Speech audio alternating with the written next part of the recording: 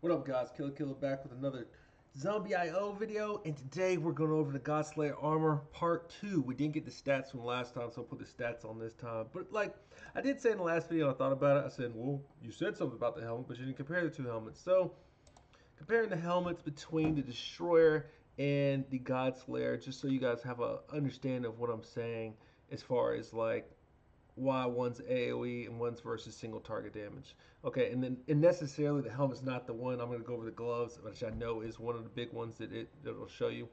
All right, recovery effect increased by 30% versus 20, so clearly one to the Godslayer. All right, HP 25% versus 15, two to the Godslayer. All right, the explosion rate of Spear of Destiny hits enemies is promoted by 50%. Hold on, hold that thought. For every 200 defeated monsters, gain a shield that blocks one instance of damage. The shield will grant invincibility for 1 second. Now, the helmet looks like it's more targeted for damage, but for defense wise, the destroyer armor is better. I'm gonna go one for the destroyer armor. Yeah, one for the destroyer armor versus the Godslayer. Let's go down to this red. Red, 35% HP, 3 for the Godslayer.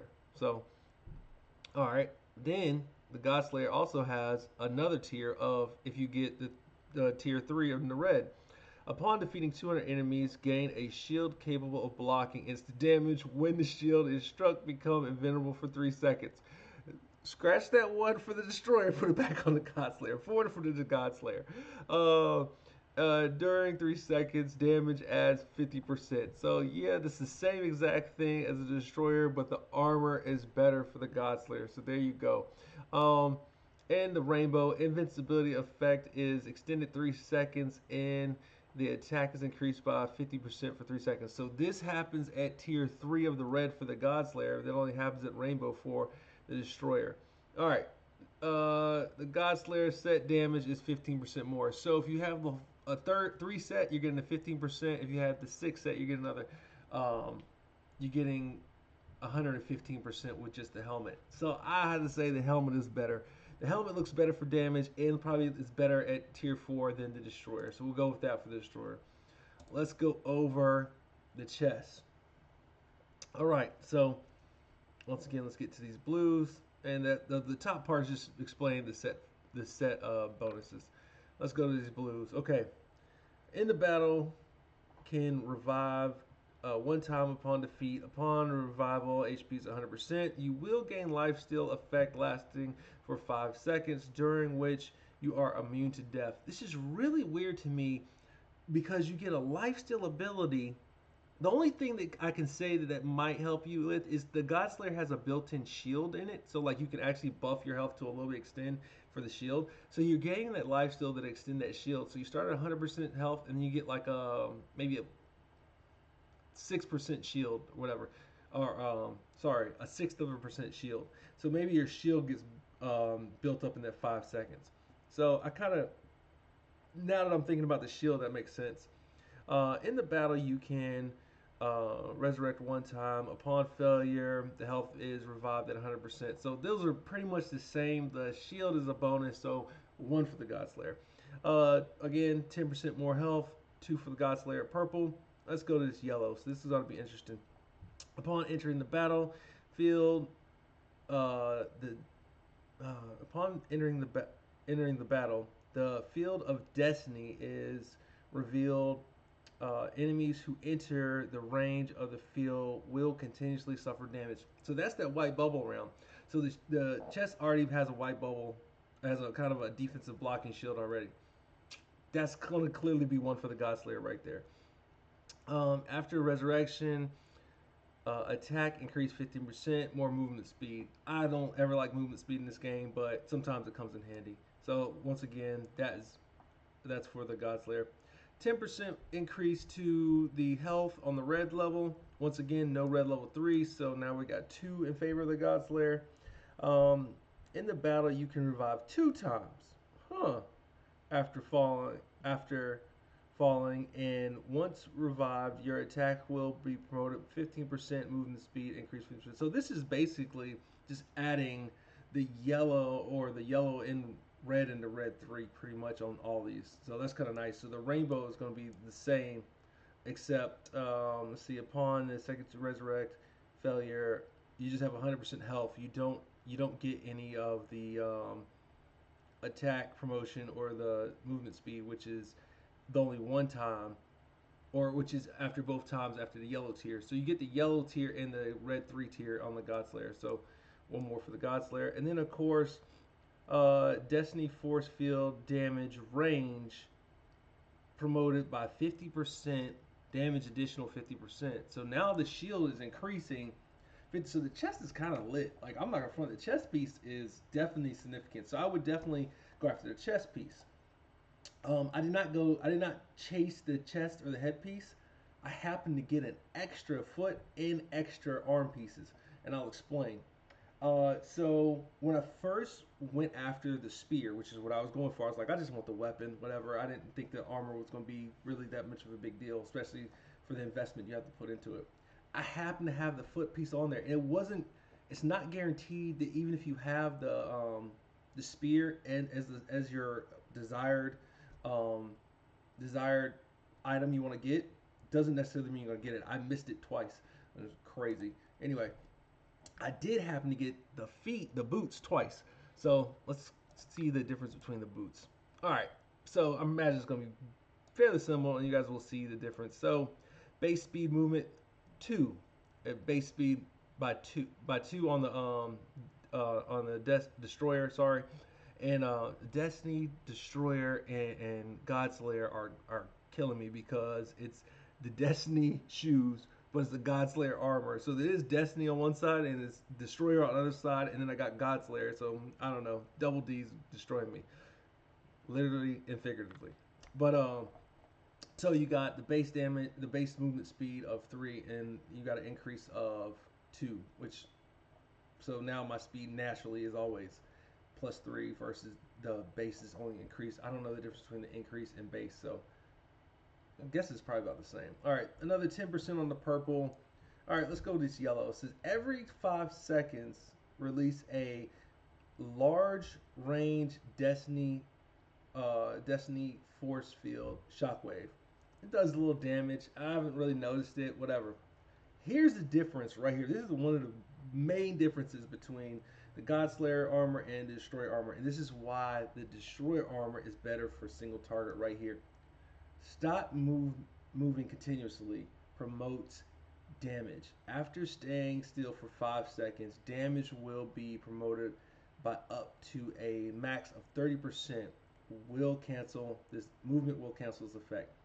That's where the solo targeting for big monsters, like if you're losing the bosses, this is where the Destiny armor or the Destroyer armor would be a little bit better than the Godslayer. So, and maybe it comes back on the Godslayer, but I haven't seen it. Let's see. And that was yellow. So now we're going to red. 35 versus 25, 10% increase. That's standard across the board. Damage added by 50 while moving, and 1% HP regeneration per second when standing still. Hold on. So the damage is the same. So that's not the piece. Anyway, all right. When standing still. All right. Exceeds regeneration. Hold on. 1 health regeneration per second when standing still. Exceeds regeneration recovery into a shield. Max of 20%. So this is where you get your shield from. Okay.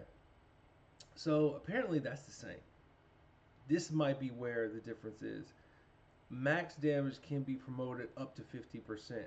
I don't have this yet. I don't have that on the boots of Destiny, on the boots of the Godslayer, and that's why these boots are better right now. This, until you get the purple piece of the Godslayer for the boots, it's not doing the same thing as the Destroyers. That's why I'm losing damage with the boots versus on the Godslayer side right here. So Destiny Force Field shock range enhanced by 50%, causing a stun effect to hit targets. Stun minions for 2 seconds.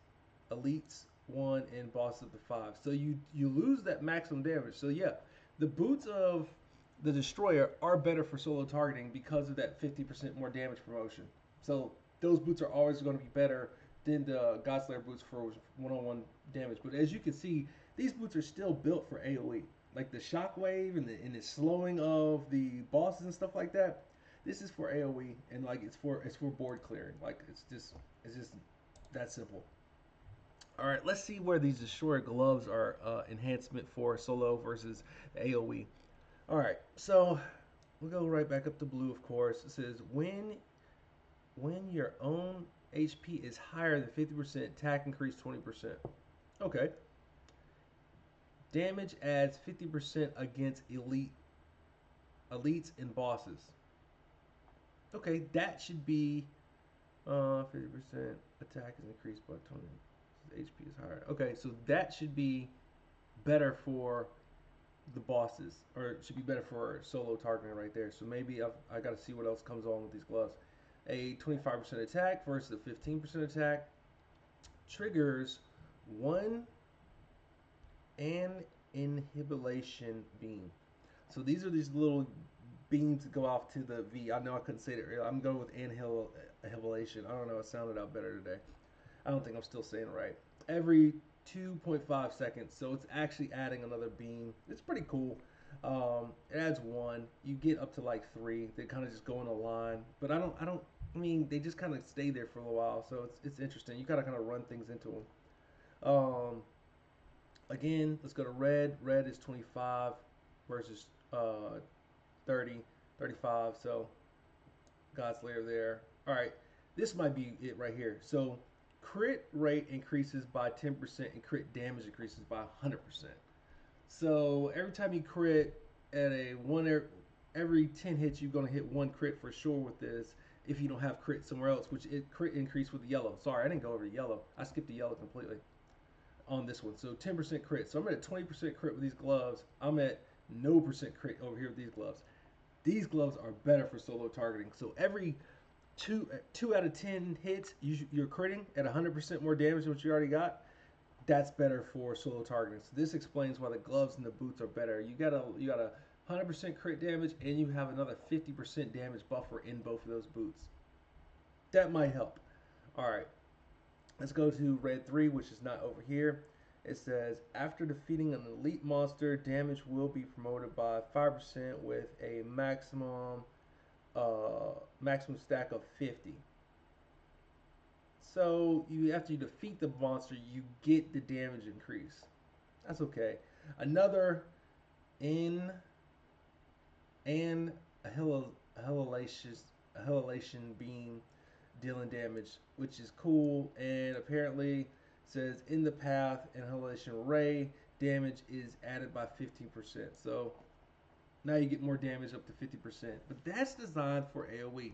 The gloves are better on the destroyer for single target. Let's go to this neck piece. So we compare that one with the destroyer armor hand in hand.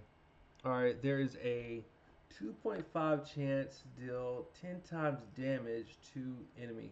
That's big. The neck might be better over here, but we'll see. It says the higher the target's HP, the higher the damage caused. So if you're dealing with a boss who has infinite HP, clearly this damage is going to be more going to be higher over here with the neck. It says 25% attack versus 15, one to the neck. Triggers an annihilation beam every 2.5 seconds. Again, we just went over that. An extra 100% damage on full health enemies. Well, your raid bosses and your guild bosses and your guild boss and your world boss are going to be at 100% all the time because they don't really lose health. They're just taking damage. So this neck piece is probably going to be better for a single target. Another 35% attack versus 25. Cool there. There is a 5% chance to deal 10 times damage to the enemy. Okay, that's cool. So now we have 7.5 to do a 10 times damage. That doesn't make up for ensure a crit hit on enemies at full health. So you possibly are critting the whole time against the world boss and the guild boss with this. I'm not. It depending if their health goes down or not. I don't think they do. I think they just take damage. I don't have the facts on that one yet. Another inhalation beam. So that beam is. I mean, that beam is great, but it's not doing anything. We just went over it. Triggers and it's let's see, creates piercing. What's that say? Yeah, piercing damage area on the ground, inflicting damage on the target. So once again, AOE. Like, and they have to be in that to get the damage. Like, I don't know that that's helping you on a boss. And I think we've gone over the weapon, but we'll go over it again. I don't think I can really compare it to anything. Well, maybe no, take it back. Maybe I can compare it to the Starbreaker. So now the SS gear versus SS gear, and I've got them the exact same level. The myth, yeah, the myth, but I call it rainbow because it looks like a rainbow. So whatever. All right, you got the Spear of Destiny versus the Starbreaker, the Infinity Gauntlet. Go with Infinity Gauntlet personally. All right, start off 25%, 25%, even. Spear of Destiny, upon hitting enemies, deals extra AoE damage. There again, the AoE effect.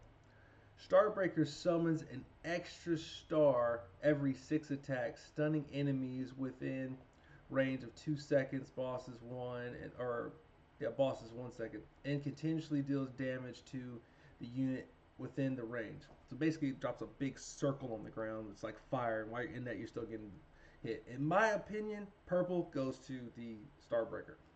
35% attack, 35% attack. Active skill continuously summons light across the strike enemy. Summons light cross. Okay, so light. It's a light cross. It's a light cross. It looks like a cross. Okay. To strike enemies for 10 seconds. Cool. That does pretty good. Active skill unleashes a shockwave that deals damage to all enemies and stuns them for 2 seconds. Bosses 1.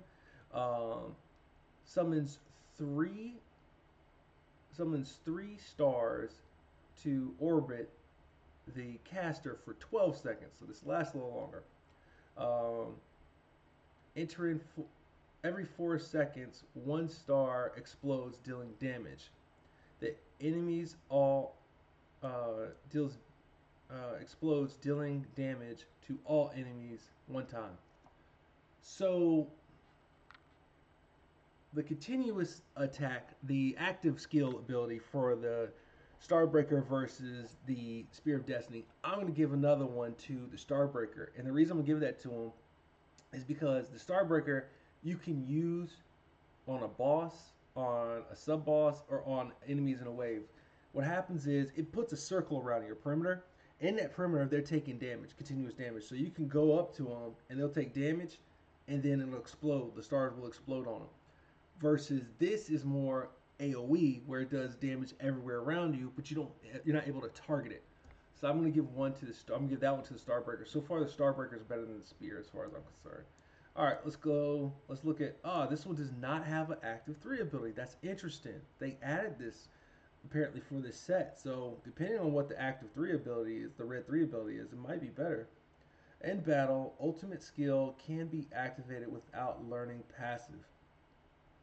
Oh, okay. I didn't know. Okay, so that did happen to me. You can live the ultimate skill without the passive of the Coke bottle. You can just get this spear all the way up right off the rip. That's cool. That's one to the spear for sure. All right. Let's see. Starbreaker summons a supernova and generates a shockwave dealing damage to all units in the field. This is the part I'm talking about. Um, this happens when you activate the skill. This is not a permanent thing, summoning the supernova. No, you know what? That's sorry. The supernova happens after 10. So that is pretty that's like the meteor crashes down at 6. The supernova happens at 10 and it is a bigger crash. And so it does like a stun, and it does stun and it adds field damage. It's pretty good. I like that one. When the Spear of Destiny deals damage, it includes an additional damage equal to 10% of the target's maximum health, not exceeding 200 of the base damage. So once again, single target going to the going to the spear.